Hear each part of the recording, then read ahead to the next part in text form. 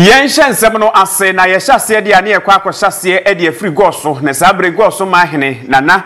Kwasi Bosompra a wodi kan ene wɔte ne sui na ne sui a wɔte ne nyinaa sɛ ene aka ne mampani His Excellency John Dramani Mahamas ebo mɔde tutu anan no wɔde kɔ na himfie ananse ne nkonwa fie so na wɔne nana ekwa akɔtwetwe nkɔmɔ no akyerɛ sɛ sabre de woguso ebo ntoa epre ne ho eba sɛ de bɛyɛ Ghana de hye ebɛgye no atum na wɔde nkokromoti akɔ akɔto aba de ama no no no asaba bedi mampani bio sɛ de bɛyɛ ɔman Ghana baabi akɔ akɔduro no wɔbɛsan so agye akɔ akɔgyina bɔhyɛ asase no so na sabre ya woguso ɛyɛ ne niama no a na wɔ so otimi de ne ho kyerɛkyerɛ nananom ɛno nanam so asabre wɔbɔ anan no de n'ani akɔ akɔpie mu Goaso a oduri wankɔ baabi asɛ Goaso ahemfie no akɔ akɔgyina no na no ɛna nana Kwasi Bosompra a wodi kan de tu dwa kyerɛm sɛ menana waba akɔ aba na saa kwan yɛ dam anim hɛ wahu ɛkwan yɛ de hɛ mo hyɛ ase o ɛna ɛne nana rodan kwakufu adon so ba yɛsɛ nkɔ ba bɛto aso ɛne mene agye sɛ ne emfutro dust nti abosom am ne ɔmte ahemfie nyina no obi ayi gudu ama sabre amene wo kasa so atese me kasa metrim agye sɛ nana ɛkasa no ani ase edisuo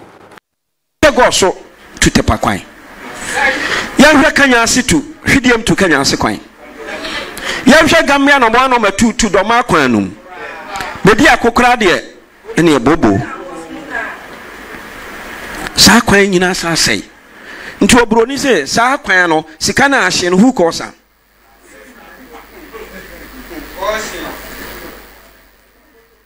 eka abo saa kwan we so na nne yesan be ye kwan no foforo Job omuwie ye se contractor Job efin bia ni ho na mpo president kra kanfo Job say one of the best contractor and na wo man mu ha na nado e kanfo Job esa de adwuma no ma no kire se NDC contractor omde ma wa Ahafo no na bone bia ni ho Job sa ba kwan so no se da bi e kwan we de se me kasa me ba be gusu amanyum begu ase se me sa tutu kwan ni nyina nsalma sayen foforo ene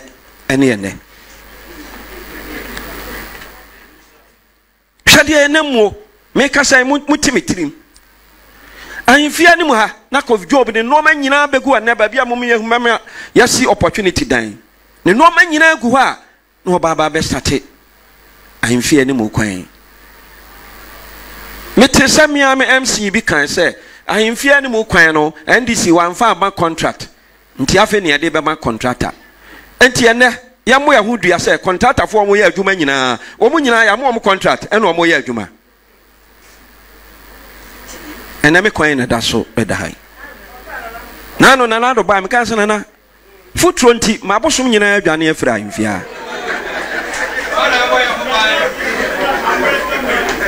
ene moti se me kasa metirim eya ni brisem futro na mamiti me yanya yade e wo tire ho adan yaye bone ban Ahafo ma yaye bone ban na nana Kwasi Bosompra mananso hono mo a ene odi tu dwa kyerem se ai mate me ba se so de 24-hour economy bi ba eye papa na etoda wa hu eniema bi hono mo a ya ne ha o man Ghana wan hwa wu hunu wo se etoda pa na so de hyen nam kwan ho a ye na so de wo se anadwo tire dwuntu pe ba bi apompe organizers wo kwan ho nyina wo bi apon enti se 24-hour economy ne ba na se betimi age atum ne ahwese bambofo betimi age adwuma bo bi a ho ban na obi etimi age na adwuma ne se de eti a betimi aboa pa esanse wono ankasa no ebi ato ne pen me wo omo aye tie me ti o 24/7 am so he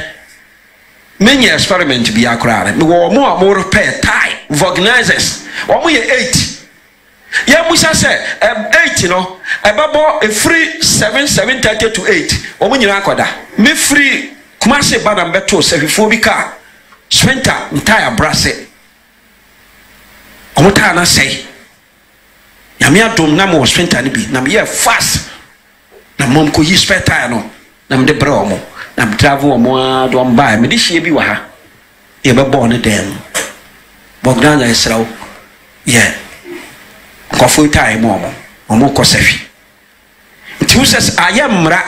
ana nipa nan yi tumi aba na nanom se nipa nwotwe no bia night bia no yama nipa 2 and more night e bia week we nipa 2 more night the next week nipa 2 more night a Kenya 24/7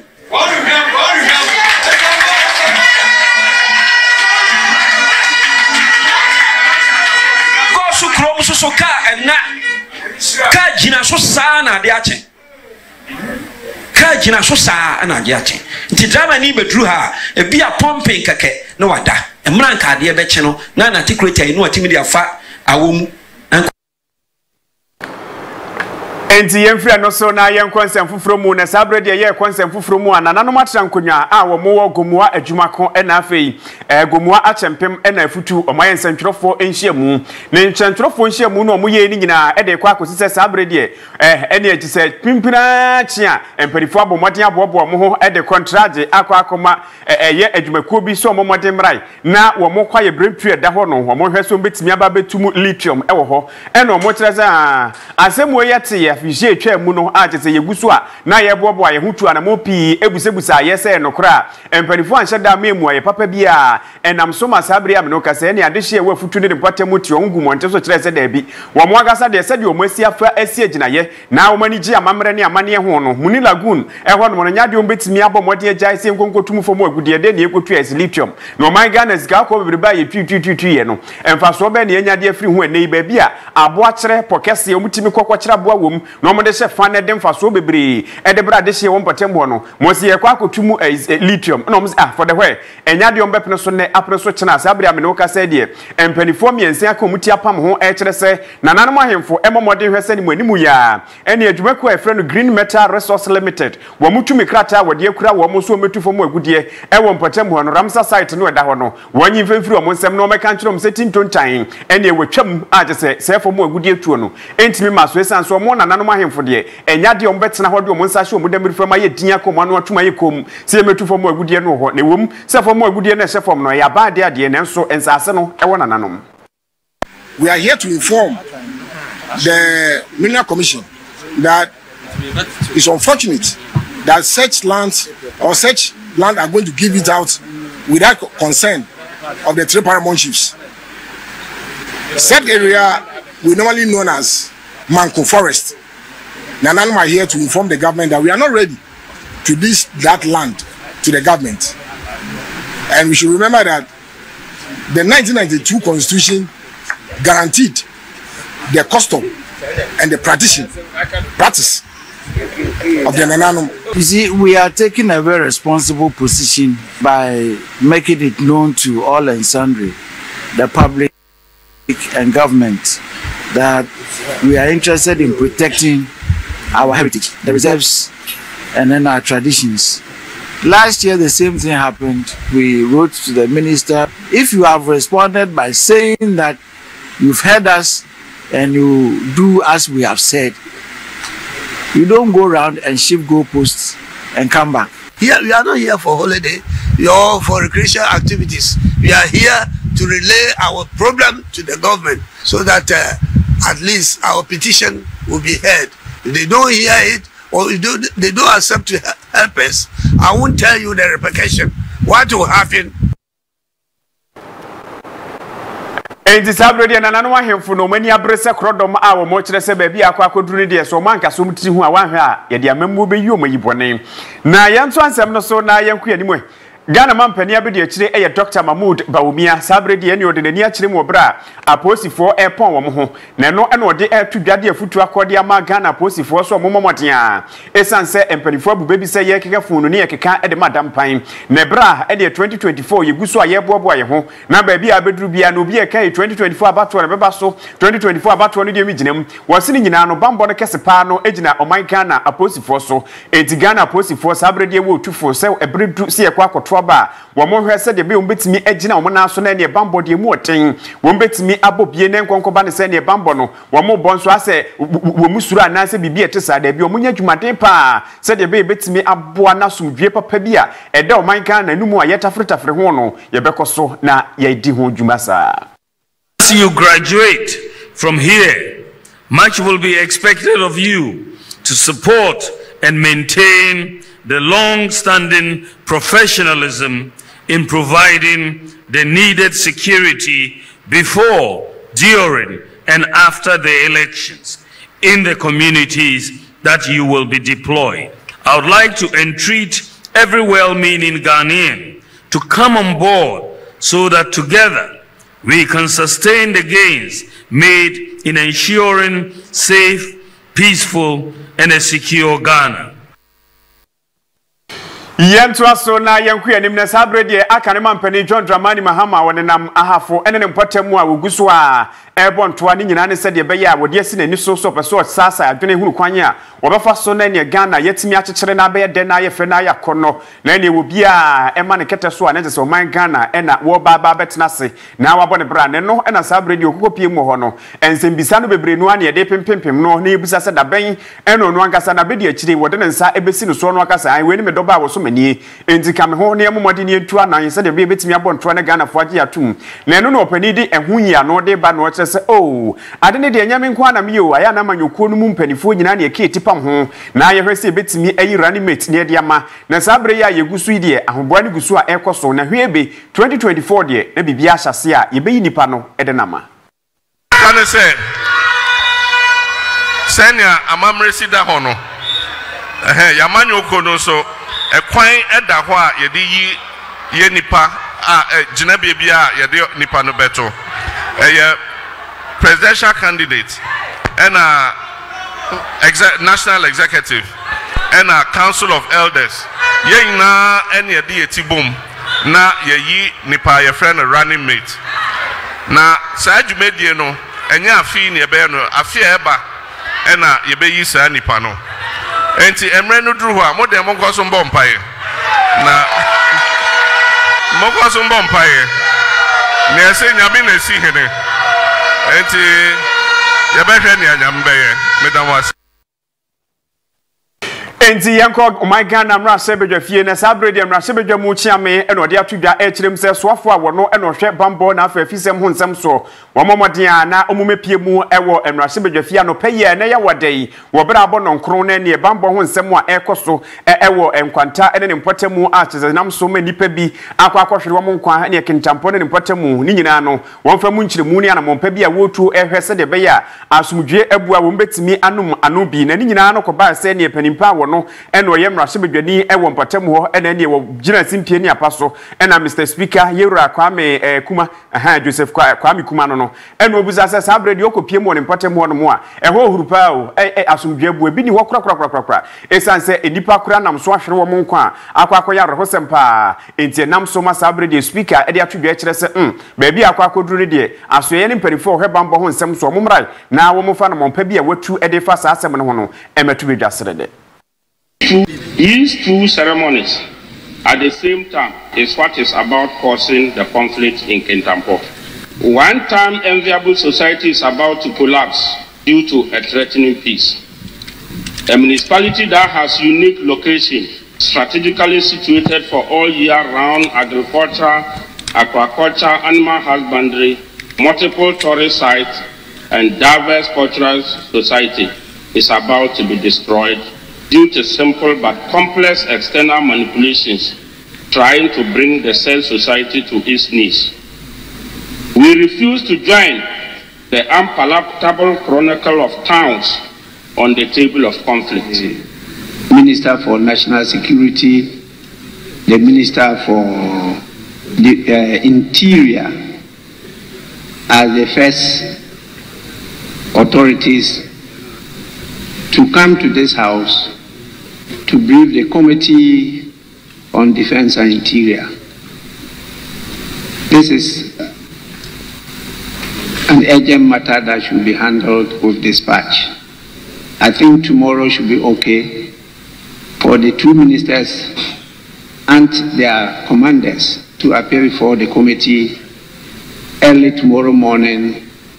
by 9 a.m. to brief the committee. It's an urgent.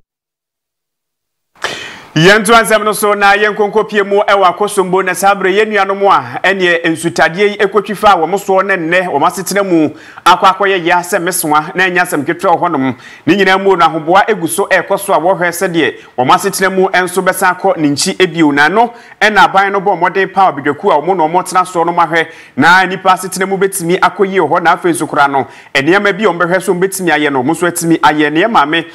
frima osei opare ene twe o ma no a tese ni nyina mu no endrada wo mo nsentwerofo edi nkomo na nsentwerofo nkomodie no mu no ene odi tudwa kire se aban no ahoboa mu a wo hwe se ni nyina betototomu ama obia nso asomu adwono na sabrede wo hwe so de na ni bekọ akọkire mu e wo wiase nyina sika korabia batan na wa pesika no de aboade aso o mafunu mu ene omunyuma mu se de be ya wo mo nso asetenam enkonkoye o mo yaya dodo. Since our last engagement, key stakeholders at the Ministries of Education, Roads, Health, Sanitation and Water Resources have collected and analyzed data from affected communities and will take us through their findings and actions being taken. Let me share with you that so far, government has made available for relief efforts 40 million Ghana cedis between VRA and NADMO within the period. Government is committed to releasing additional funds as the various sectors carry out further needs assessment of the affected communities. I assure you, government is committed to improving the social and economic conditions of all affected persons in the communities. As announced by the Finance Minister, Honorable Ken Ofori-Atta, during the reading of the 2024 Budget and Economic Policy of Government on the floor of Parliament,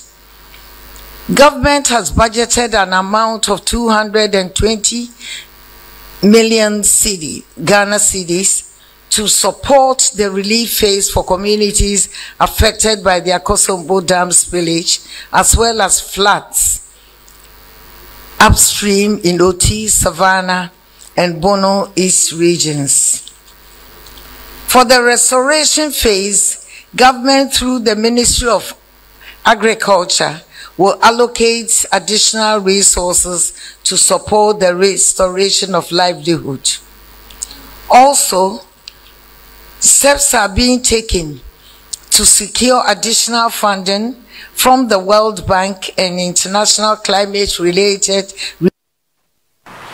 And actually, no, so far, no, and or share women see how some so yera or say, yaw, a duchum, and so the two Dutchem say, I combine say no addition, and they at the tre once some aqua pinso, next to Ninamono, and 24 Igua who was a war her Sakadi be a bit me up one woman on Potemono, or Pebidiaba. Across the board, some kind of education opportunity have been extended to all students. In some cases, they've gone back to their schools. In other cases, we've moved them from some schools to others. So that they can be accommodated to get some quality education. 2 high schools were affected, Senkisito and Komboni. Komboni is a technical school, and of course the flooding has affected some equipment. This was a school that was retooled by the president with state-of-the-art equipment. So the organization that provided the opportunity for us to do the retooling have gone back, they've done evaluation. They think they have to replace a number of items. AVIC from China, they are ready to do that. And they are working on that so that we can get all the equipment that can no longer function to function again. So Komboni is doing well. The same cannot be said about Senkisito. In the case of Senkisito,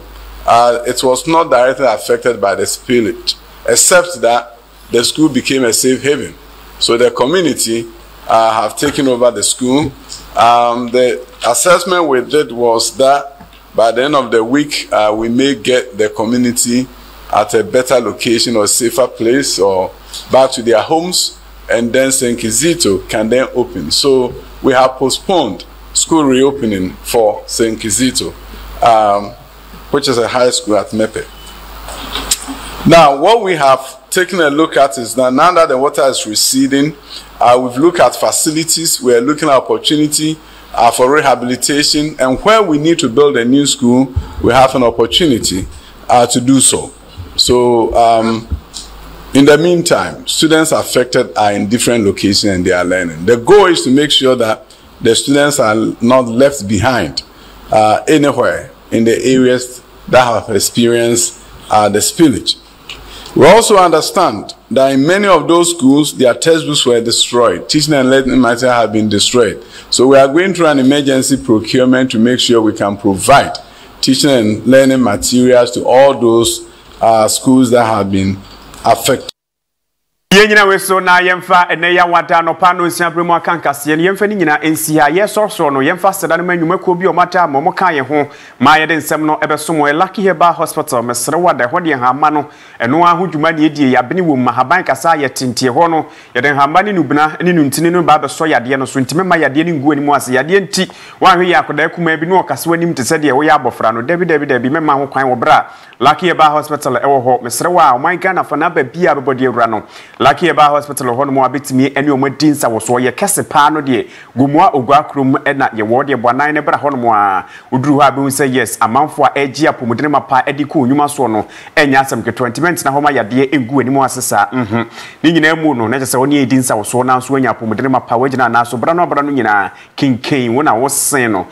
omadamentia no pa mi amje pene kenkan nsem no de so mo meeting obi kechire fifi owusu ochire me da wase mammo ne hwa adehye